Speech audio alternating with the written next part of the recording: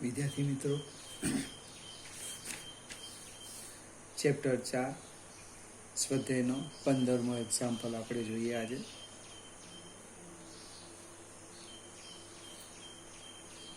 એક લાંબા હોલની છત 25 મીટર ઊંચી છે. 40 મીટર પર સેકન્ડની ઝડપથી ફેંકવામાં આવેલો દડો છતને અથડાયા વગર પસાર થઈ શકે તે રીતે કેટલું મહત્તમ સમક્ષિતિજ અંતર કાપશે. હવે એક નાની સરખી ફિગર જોઈએ. આ અંતર આપણે લઈ લઈએ 25 metre.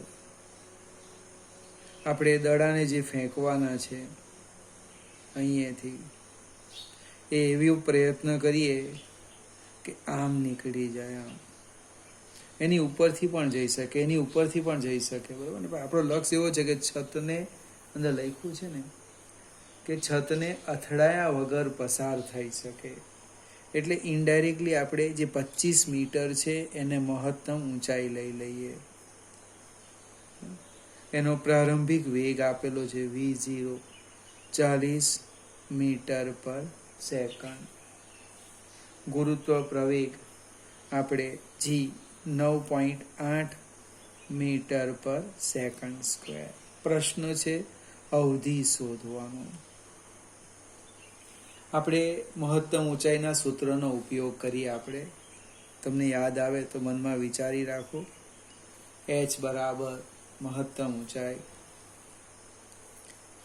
v0 square sine square theta by twice g. એટલે સાઇન સ્ક્વેર થીટા બરાબર twice g h by v0 square.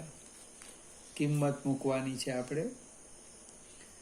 2 ગુણ્યા 9.8 ગુણ્યા h 25 છેદમાં 40નો વર્ગ એટલે 4નો વર્ગ 1600. સાદું રૂપ આપીએ. સાઇન સ્ક્વેર થીટા બરાબર 2 ગુણ્યા 9.8 ગુણ્યા 25 ભાગ્યા 1600 એટલે લગભગ 0.3062. એનું વર્ગમૂળ લઈ લઈએ. સાઇન થીટા, આને પણ રવા દઈએ. સાઇન થીટા બરાબર 0.5534. હવે એક સ્ટેપ સેજ આગળ જઈએ. કોસ થીટા પણ શોધીએ. જરૂર તો નથી પણ પ્રયત્ન કરીએ. તો કોસ સ્ક્વેર થીટા આમ લખાય. કોસ સ્ક્વેર થીટા બરાબર 1 માઇનસ સાઇન સ્ક્વેર થીટા. એટલે કે 1 માઇનસ સાઇન સ્ક્વેર થીટા આપણી પાસે છે ધાર્યા 0.3062. એકમાંથી 0.3062 બાદ કરીએ એટલે લગભગ 0.6937 કોણ આવ્યું? Cos square theta. એનો અર્થ કોસ થીટા બરાબર કેટલા થવાના? વર્ગમૂળ 8329. આ એક સાઇન થીટા આવી ગયા.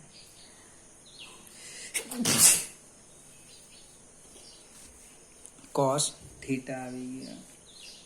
હવે આપણી પાસે જે અવધિનું સૂત્ર છે તેની વાત કરો.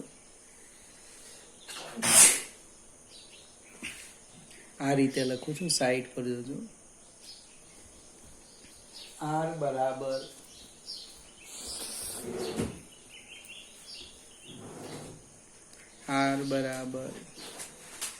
v0 square sine 2 theta by જી.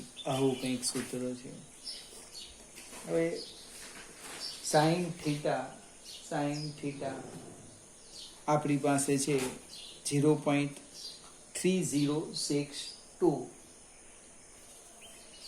0.3062 એટલે નેચરલ 0.5534 એટલે નેચરલ સાઇન જો તો તમને થીટા મળશે. બરાબર.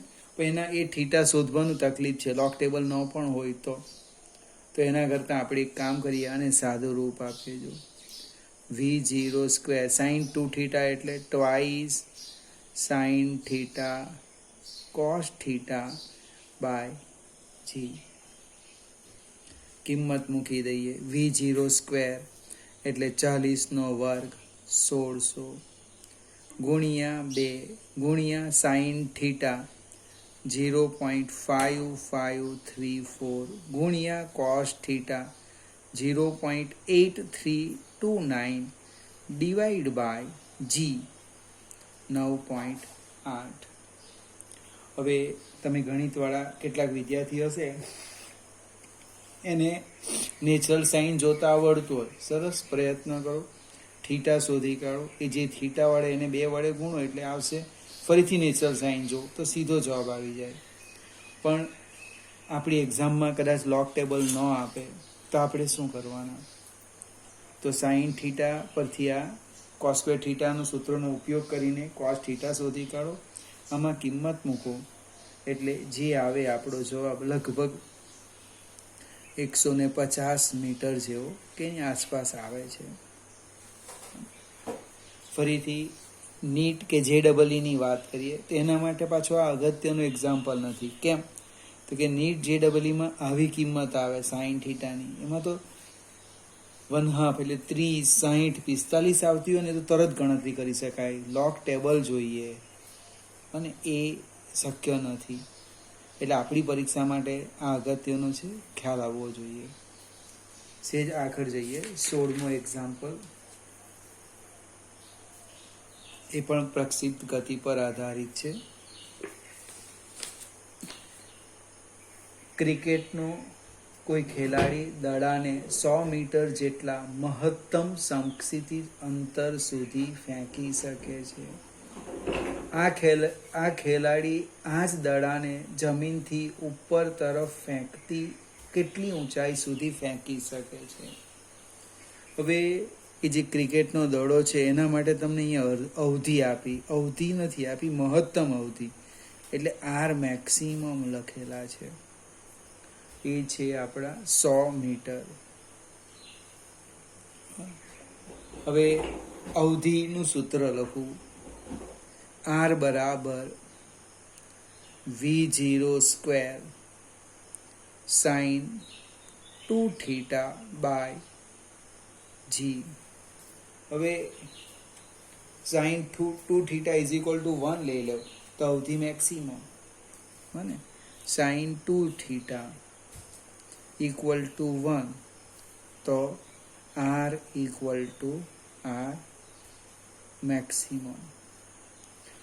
એટલે આર મેક્સિમમ કેટલા થવાના?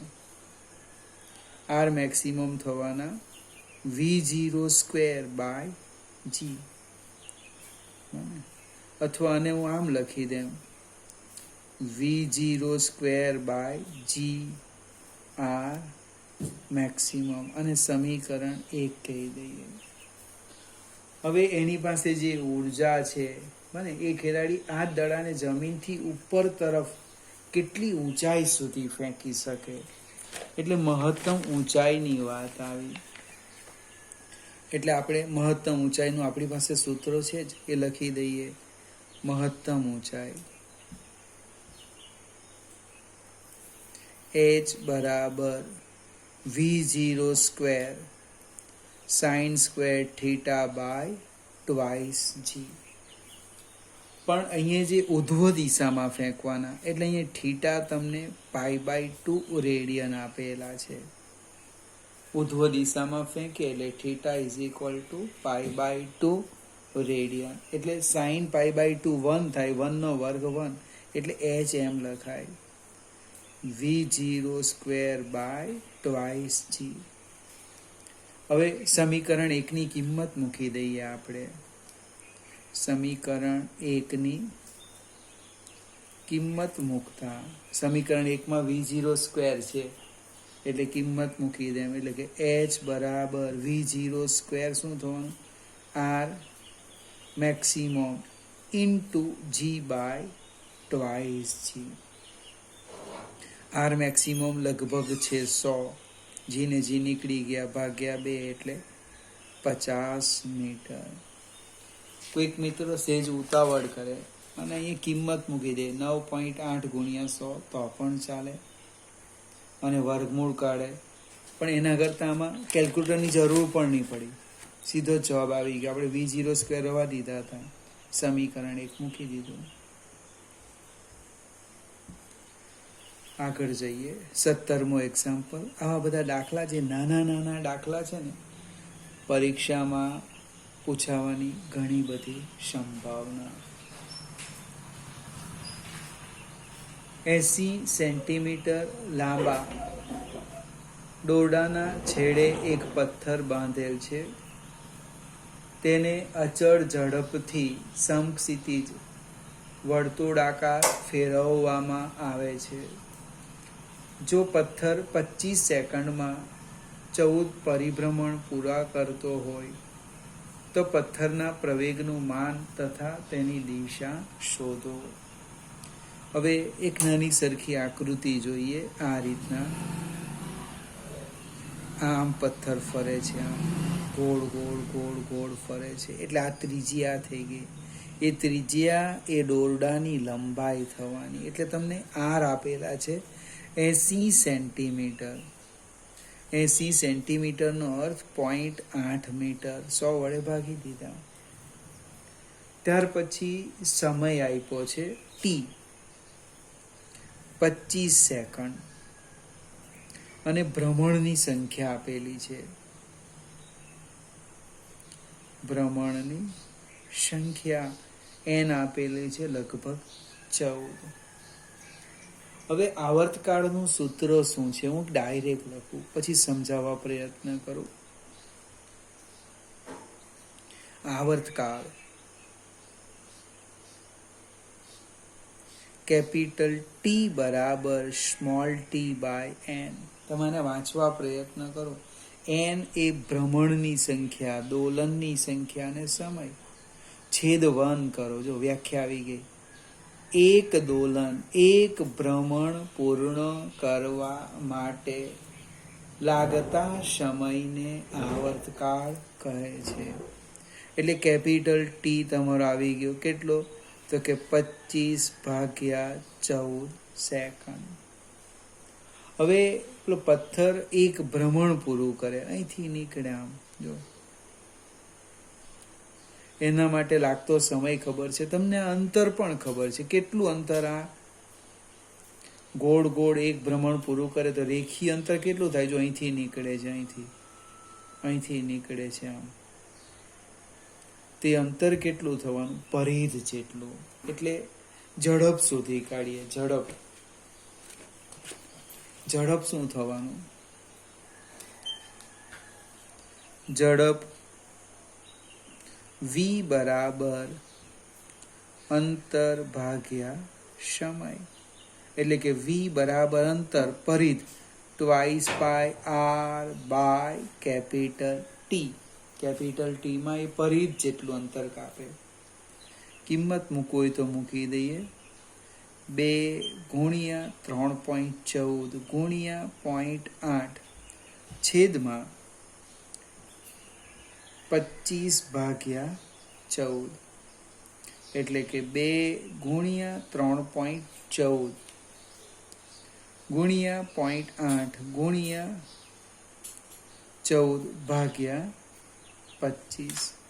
આપણો v કેટલો આવે જોઈ લઈએ. 2 ગુણ્યા 3.14 ગુણ્યા 0.8 ગુણ્યા 14 આટલા ભાગ્યા 25. એટલે v આવવાનો 2.8 મીટર પર સેકન્ડ. હવે નિયમિત વર્તુળમય ગતિ એટલે કેન્દ્રગામી પ્રવેગ. કેન્દ્રગામી પ્રવેગ ત્રિજ્યાવર્તી પ્રવેગ AC બરાબર સૂત્ર છે v²/r. v² 2.8 ગુણ્યા 2.8 ભાગ્યા ત્રિજ્યા 0.8. મારો કોઈક મિત્ર તો છે ને 0.8 કેન્સલ બી કરી દે, પછી 2.8 ગુણ્યા 2 કરી દે, અને કોઈકનું ગણિત હોય એ પ્રકારનું પ્રયત્ન કરે.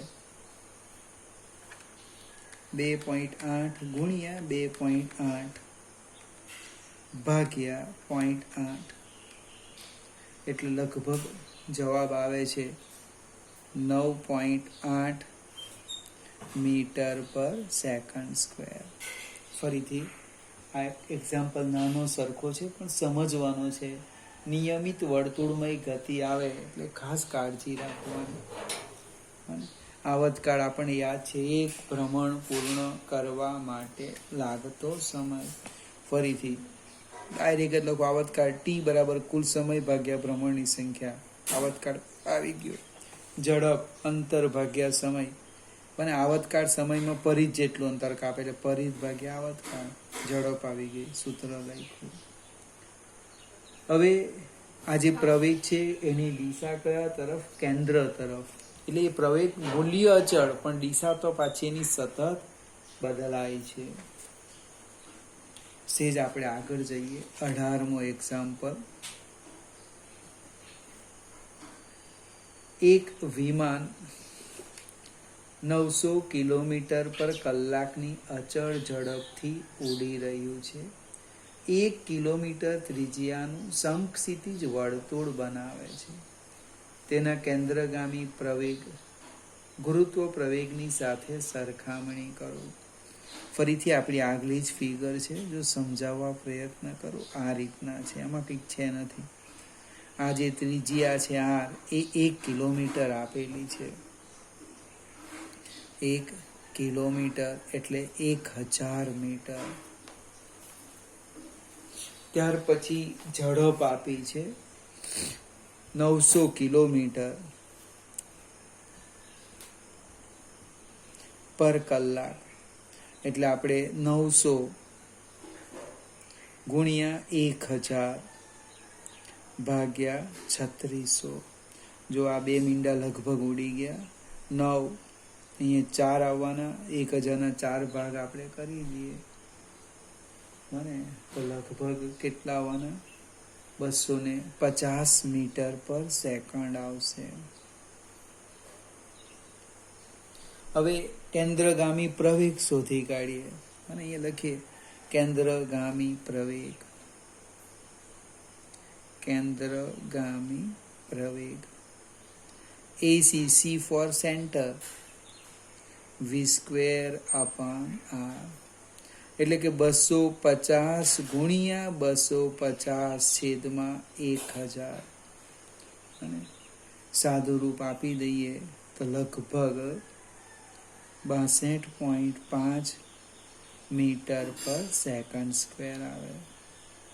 હવે કેન્દ્રગામી પ્રવેગ શોધવા કીધું હોય તો બરાબર છે, જવાબ આપણો આવી ગયો. પણ એ લોકોએ કીધું છે ગુરુત્વ પ્રવેગ સાથે સરખામણી કરો.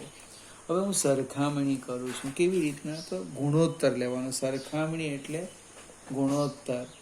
બને તારા કરતાં મારા માર્ક 10 વધારે, આપણે બાદબાકી કરી. અહીંયા સરખામણીમાં ગુણોત્તર કરે એમ છું. કેન્દ્રગામી બળ છેદમાં કેન્દ્રગામી પ્રવેગ છેદમાં ગુરુત્વ પ્રવેગ. કેન્દ્રગામી પ્રવેગ આવી ગયો 62.5 ભાગ્યા 9.8 એટલે લગભગ